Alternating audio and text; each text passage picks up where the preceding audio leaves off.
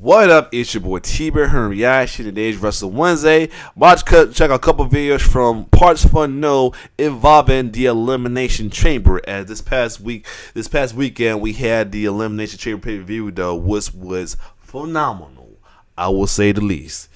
Both matches were pretty good as well too, and the matches outside Elimination Chambers was awesome as well too, including the main event match between Sami Zayn and Tyler Queef. Though, you know, fortunately Sami didn't win, but he put on a good show and he had a good end as well too. He didn't go out like Drew did with the singing. He went out whooping ass with Kevin Owens. As well too, and many other. Only one downside was that match between Lashley and Lesnar was. At this point, I don't even want to care what they do with these two guys at this point. Not me, because obviously they probably make either one a hill on their own. They do. I don't care about them. But anyway, we're gonna check out 10 times. And speaking of that match, we're gonna check out. Speaking of that, as that was like the bad part of the match. So, lo and behold, his title is 10 times WWE got the Elimination Chamber wrong. So without further ado, let's check it out from PARTSFUNKNOWN. Let's get it. I meant to do this before Elimination Chamber, but I was so busy, with a lot of things going on. So anyway, let's get it. Let's go, Limmy Chambles. It's time to put a bunch of wrestlers in a box, shake the box like you're trying to get the seasoning right, and then see which ones fall out and land on WrestleMania. In previous years, WWE have used the Elimination Chamber to do last-minute, desperate course corrections before the show of shows. Need to get the WWE Championship off Edge and the World Heavyweight Championship onto him? There's an Elimination Chamber for that. Need to get the belt off The Undertaker so him and HBK can have a streak versus career match? There's an Elimination Chamber for that. Need to absolutely destroy the prestige of the Intercontinental title? You better believe there's an Elimination Chamber for that. Sometimes WWE have got the chamber right. This is about the very much not that. I'm Adam hailing from PARTSFUNKNOWN, and here are 10 times WWE got the Elimination Chamber wrong. Number 10, move Sasha. In 2018, the first ever Women's Elimination Chamber match was almost very good indeed. It wasn't bad, made Alexa look like a strong champion at least, but they also used the match to half tell a story, tell it quite badly, and then not follow up on that story in any meaningful way. Picture this, Sasha and Bayley team up to eliminate Alexa Bliss, guaranteeing a new champion. Then and only then, after using her air quotes best friend to help her get to the final two, Sasha suddenly activates Scar mode and turns heel on Bayley in order to win the title, setting up, instead of Alexa versus sad Nia Jax and a less effective rerun of Ivory versus China, Sasha versus Bayley for the Raw Women's Championship at WrestleMania. Instead of this, Sasha kicks Bayley into the stampeding gazelles before the final two happens, then manages to bollocks up eliminating Alexa, with the betrayal instead only half paying off in the Women's Battle Royal on the kickoff show, only for Naomi to punk out Bayley and win instead. It was weird. It just feels like a waste of a pretty good betrayal spot. Number 9, Swagger wins for Mercer. Hey, at least WWE got all that Glenn Beck exposure. It's totally worth it. In 2013, Jack Swagger re-emerged into the upper mid-card with a new manager in the form of Meth Yosemite Sam and a new gimmick in the form of Fox. My man, you Sam, I caught that. News. It was certainly very charged, and hey, sometimes Zeb Coulter had some very funny signs, but ultimately, we're still talking about main event Jack Swagger here, and those are 4 words that, when put in that order, open up a rift to the blandest circle of hell. There was only one Elimination Chamber match in 2013, and in a field that included Chris Jericho, Daniel Bryan, and Randy Orton, they went with Send Them Back Jack, who then proceeded to get busted for marijuana possession and lost a fairly mediocre match to Alberto Del Rio at WrestleMania 29, which is a very WrestleMania. Number 8, Shayna Baszler ruins everything. On paper, this rules. In practice, this absolutely could have ruled. In actuality, this was a huge mess. And it was so close. What they could have done was this. Have Shayna Baszler enter the chamber at number 5, have her systematically murder Sarah Logan, Ruby Riott, Natalya, and Liv Morgan, with her eliminating the whole field just in time for her to look at Asuka, stand there, countdown ends, Asuka walks out. Then give them 5 minutes as Asuka fights back, but ultimately Shayna is too much of a monster and puts her down too. What actually happened in real life was so close and yet so broken. Shayna entered 4th, killed Natalya, Hogan, and Riott, then waited around. Then Liv came in and immediately died. Then more waiting around. fat swathes of nothing as Shayna ran out of things to do in an empty ring, and the fans got bored and were too dead to react to Asuka coming in and then immediately dying as well. A tiny change turned what could have been an exciting series of murders into a slog. So close, and yet so far. Number 7, Braun is unstoppable, is stopped. And speaking of big boss Hoss monsters getting theirs in the Elimination Chamber, 2018's main event saw not 1, not 6, not 12, but 7 men step inside the Chambles. Well, 6 men and 1 abominable Strowman, who eliminated the entire field for being beaten by thoroughly not over babyface Roman Reigns. This was during that 2-year window where WWE actually treated Braun like the hyper-entertaining, cartoon, powerful monster with a penchant for ambulances and his own hands. But WWE never pulled the trigger on this version of the monster among men, waiting until he cooled off significantly, and also no fans were in attendance, for him to win the Universal title from Goldberg to literal silence. I mean, considering how much the fans did not want to see Roman Reigns versus Lesnar at Mania 34, why not just go with Strowman here? Pretend like No Mercy and Crown Jewel never happened and feed Lesnar to Braun. It's something. It's anything other than Roman overcoming the odds once again. Oh God, that Mania match sucked. I got shivers just remembering it.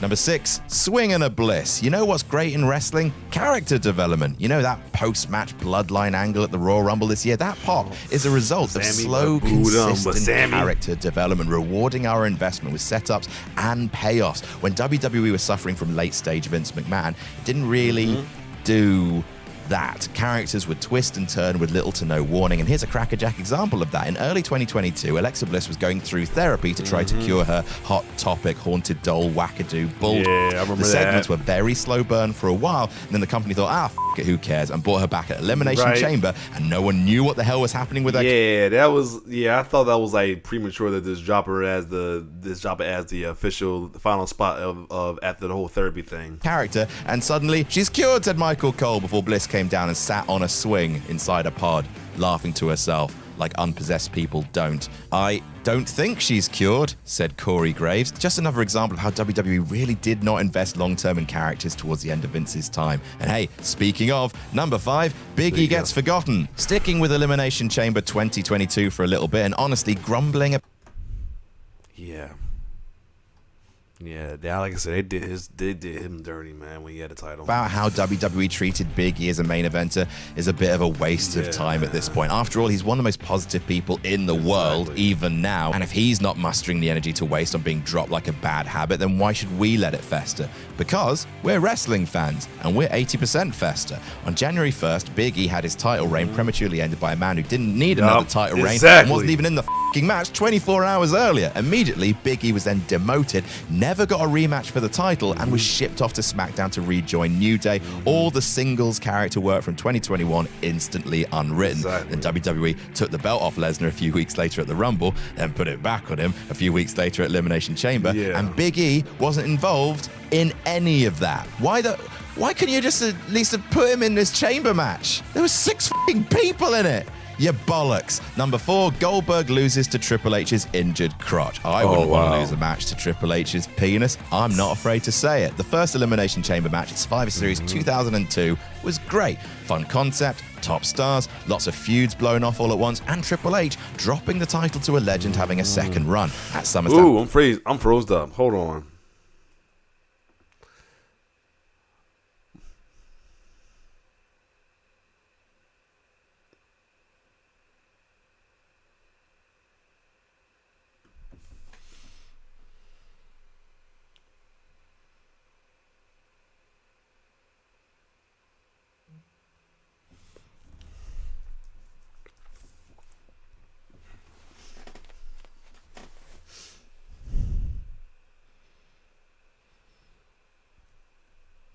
Okay, I'm back. Yeah, I was some reason froze up for a minute. I didn't realize because I was so into this video though. Shout out to Parts for No.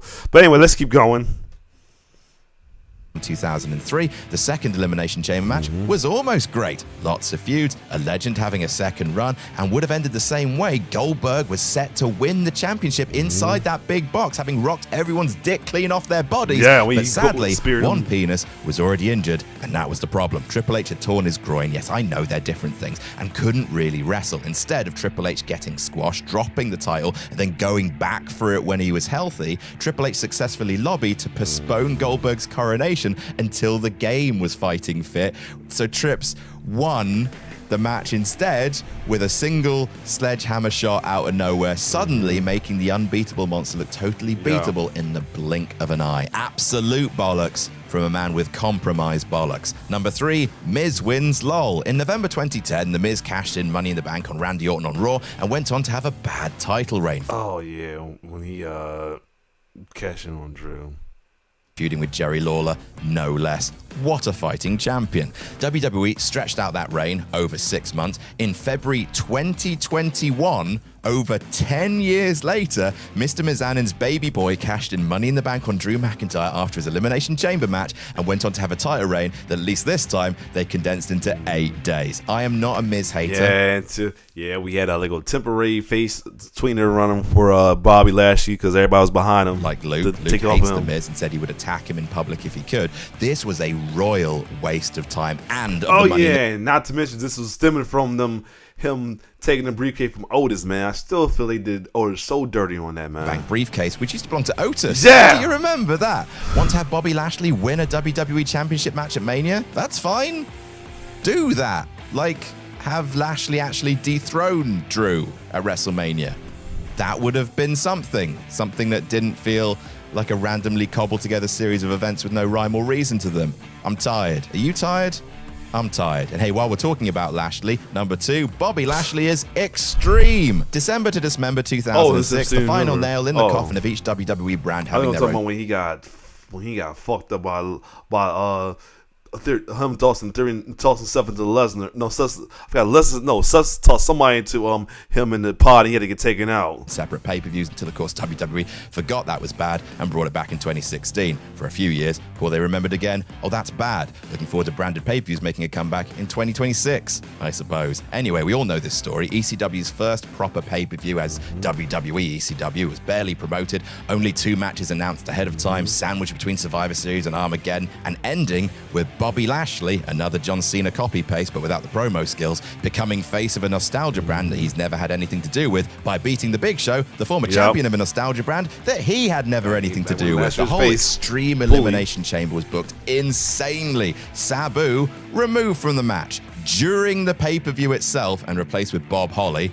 Lol. Hot up-and-comer CM Punk binned off almost immediately. The only actual ECW star left, RVD, also binned off mid-match. The crowd turned on it hard. It was a giant mess, with a negative reaction leading to a blow-up between Paul Heyman and Vince McMahon, which saw Heyman leave the company for 6 years. And it's still not even the worst chamber match. And number 1, let the wrong mark in. The worst chamber match ever. I mean, it feels mean to say that WWE got this one wrong. They weren't exactly to know that when they built the chamber for the Intercontinental match in 2015 that this chamber was going to be made out of wishes. Wade Barrett pushed Dolph Ziggler into Mark Henry's pod window. The window pops out like plastic in a pair of 3D glasses and flops to the floor like a redundant fish. At that point, a choice had to be made. Restrain Mark Henry, because it wasn't time for his entrance and them's the rules, or treat the chamber like a hardcore match, and there are no rules. Ultimately, the callback stage was made to go with the second option. Mark enters the match, and oopsie, that's the wrong choice. Don't get me wrong, Mark Henry politely waiting in his pod would have been a bit rubbish, but maybe with enough officials running in, smoke and mirrors, bodyguards coming down to stop him from entering, they might have avoided what happened next, which is everything broke. The entire order of events was thrown off by Mark's sudden appearance, forcing Dolph Ziggler to scream instructions at people in the middle of the ring and hope and pray the match could find its rails again. Agonizingly awful to watch, and down to one mistake leading to one bad call. An understandable call, but the wrong one. And that's our list. What do you think is the biggest mistake WWE has made in an... The other one, let's say they should have put the one when Lashley got hurt, and then Lesnar win the title again. So yeah, There you have it, though. Some downsides of Elimination Chambers with the actual Elimination match, though. No bad went with the actual match. Only thing that went bad during the pay-per-view was the Lashley and Lesnar match. Lashley and Lesnar match as well, too. But other than that, if you like my reaction, like, share, subscribe to my YouTube channel. It's your boy T-Bear signing off. One love.